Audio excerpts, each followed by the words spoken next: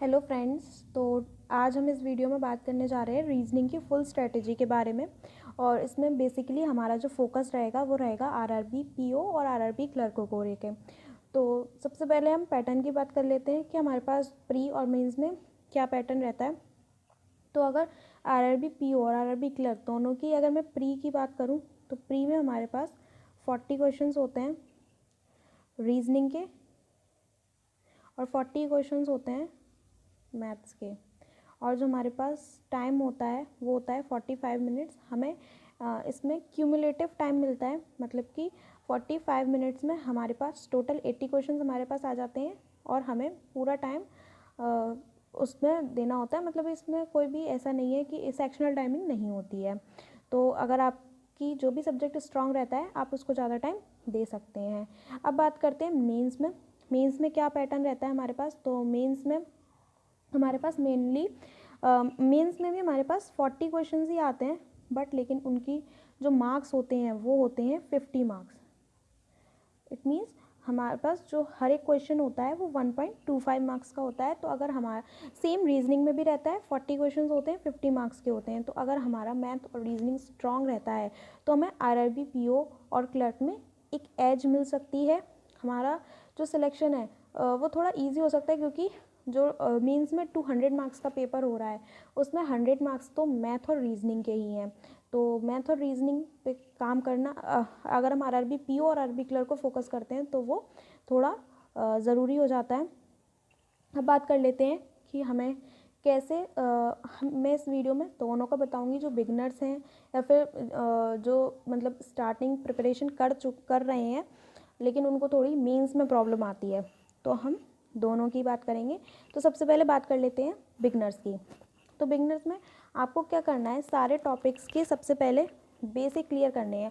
अगर हम रीजनिंग की बात करें तो रीजनिंग हमारी दो पार्ट्स में डिवाइडेड रहती है। एक जो पूरा पार्ट रहता है वो रहता है पजल एंड सिटिंग का, एंड जो दूसरा पार्ट रहता है वो होता है मिसलीनियस। अब मिसलीनियस में हमारे पास कई टॉपिक्स होते हैं, लाइक ब्लड रिलेशन हो गया, कोडिंग डिकोडिंग हो गई, एंड डायरेक्शन सेंस, एंड जो रो में होते हैं अल्फ़ाबेटिक सीरीज़, सिलॉक्स। तो जो सारे टॉपिक्स होते हैं वो मिसलीनियस में आ जाते हैं। और एक बहुत बड़ा पार्ट रहता है पजल एंड सिटिंग का। और अगर हम आज के एग्ज़ाम्स के पैटर्न की बात करें, चाहे वो आरआरबीज़ हों या एसबीआई हो या आईबीपीएस, सब में ही पजल एंड सिटिंग का वेटेज बढ़ गया है पहले से ज़्यादा।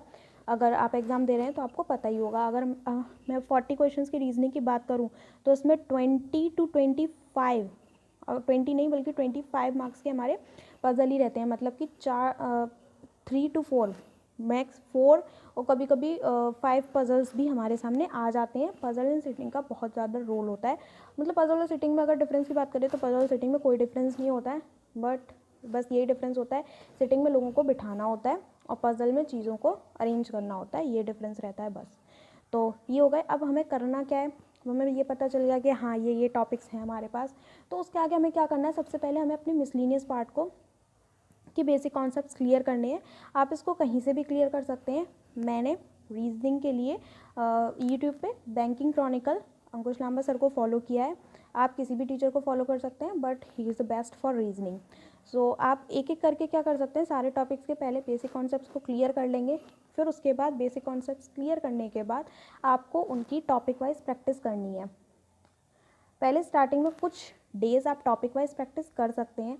लाइक जैसे आपने कोई भी एक टॉपिक आज पढ़ा, अगर हम मान लेते हैं आज ब्लड रिलेशन पढ़ा, तो ब्लड रिलेशन के हमने वो टॉपिक को सीख लिया। अब उस टॉपिक को सीखने के बाद उसके टॉपिक वाइज क्वेश्चन आप नेट से भी सर्च कर सकते हैं, या फिर एक बुक आती है अड्डा 24/7 की रीजनिंग की, उस बुक को भी आप रेफ़र कर सकते हैं अपनी स्टार्टिंग प्रिपरेशन के लिए। अगर आप बिल्कुल बिगनर हैं, आपको कुछ भी नहीं आता, अभी भी बस सीख रहे हैं, तो अड्डा 24/7 बुक में क्या दे रखा है, आपको सारे टॉपिक वाइज दे रखे हैं। मतलब पहले सिंपल वाले क्वेश्चंस दे रखे हैं, फिर मॉडरेट वाले क्वेश्चंस दे रखे हैं, और फिर डिफ़िकल्ट वाले और प्रीवियस ईयर, मतलब 4 सेक्शंस में दे रखे हैं। तो आप इस बुक को रेफ़र कर सकते हैं। बुक बहुत मतलब बिगनर्स के लिए बहुत अच्छी है। उसके आपके सारे बेसिक टॉपिक्स क्लियर हो जाएंगे। आपने ऐसे करके अपने सारे चैप्टर्स को फिनिश कर लिया। फिर ये आपको 10 to 15 डेज़ में फ़िनिश कर लेना है, इसके लिए ज़्यादा टाइम नहीं देना है। फिर उसके बाद आप आएंगे पजल एंड सिटिंग्स पे। तो पजल एंड सिटिंग्स के लिए आपको बेसिकली सबसे पहले देखना है कि टीचर कैसे सॉल्व करते हैं। जैसे कि मैंने जब पजल एंड सेटिंग स्टार्ट किए थे तो मैं पहले खुद से बनाने की कोशिश करती थी, लेकिन मुझे टाइम ज़्यादा लगता था। तो मैंने कैसे उस टाइम को रिड्यूस किया, मैंने बेसिकली जैसे आपको बताया अंकुश सर को फॉलो किया। तो अंकुश सर के वीडियोज़ देखती थी, उनका जो पजल सॉल्व करने का तरीका है मतलब बेस्ट है। तो आप उनको देखिए वो कैसे सॉल्व कर रहे हैं, फिर वहाँ से सीखिए और फिर खुद से भी उसको करने की कोशिश कीजिए। जब वो क्वेश्चन देते हैं तो टाइम देते हैं आपको करने के लिए, तो उस टाइम में आपको बैठना नहीं है, आपको खुद से सॉल्व करना है, भले वो सॉल्व हो या ना हो। और फिर जब वो सॉल्व करना स्टार्ट कर दे तो आपको फिर ध्यान से उनको देखना है। जब जब आपके पजल सॉल्व नहीं हुआ तो बिल्कुल उनको ध्यान से सुनना है। फिर उस टाइम पे अपना पजल सॉल्व करना आपको बंद कर देना, उनको देखना है कि वो कैसे सॉल्व कर रहे हैं। ऐसे कर करके आपकी धीरे धीरे पजल एंड सेटिंग में स्पीड आ जाएगी। तो ये तो बात रही आपकी प्री की। अब हम आ जाते हैं मेंस पे। तो मेंस के लिए आपको क्या करना है, जब आपने प्री की तैयारी की अपनी रीजनिंग की तो आपका ऑलमोस्ट आपको सारे टॉपिक्स का एक बेसिक नॉलेज तो हो ही गई है। बट मेंस में क्या किया जाता है, उन्हीं टॉपिक्स को थोड़ा अपडेट कर दिया जाता है, मतलब कि उनका थोड़ा डिफ़िकल्ट बना दिया जाता है या उनको बड़ा दिखाने की कोशिश की जाती है। अब जैसे कि पज़ल है तो आरआरबीज़ में पज़ल न्यू पैटर्न्स के नहीं आते हैं, सबको पता है। उसमें जो आपके पज़ल रहेंगे मतलब नॉर्मली रहते हैं, बट उनके वेरिएबल्स को बस इंक्रीज़ कर दिया जाता है। जैसे कि 2 to 3 वेरिएबल्स, 3 to 4 ज़्यादा टफ है, और फ्लैट फ्लोर उसमें भी वेरिएबल दे दिया। तो इस तरीके के पज़ल रहते हैं। तो उनको आपको जब आपकी लगता है कि हाँ आपको 1 मंथ या 2 मंथ हो चुके हैं प्री की, आपकी अब प्री की तैयारी अच्छी है, आपके जो मॉक्स में मार्क्स हैं वो एक डिसेंट स्कोर आने लगा है। अगर मैं आरआरबीपीओ के की बात करूँ तो आपके 40 में से 20-25 मार्क्स अब आ जाते हैं। तो आपको थोड़ा मेंस के पज़ल को भी सॉल्व करना स्टार्ट करना है और मेंस के क्वेश्चंस को भी सॉल्व करना स्टार्ट करना है, लेकिन प्री को छोड़ना नहीं है जब तक कि आपकी प्री की बिल्कुल एक अच्छी स्पीड नहीं आ जाती। एक अच्छी स्पीड का मतलब 2.5 से 3 मिनट में एक पज़ल आपसे सॉल्व नहीं हो जाता।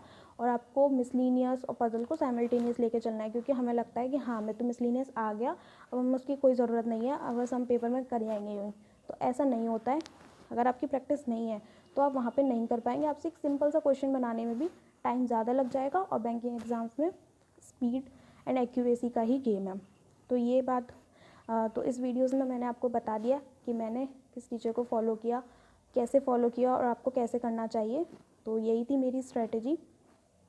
तो आपको अगर ये वीडियो अच्छा लगा हो, कुछ इन्फॉर्मेटिव लगा हो, तो इस वीडियो को ज़रूर लाइक कीजिएगा और मेरे चैनल को सब्सक्राइब कीजिएगा, और इस वीडियो को शेयर ज़रूर कीजिएगा अपने फ्रेंड्स के साथ। So thank you guys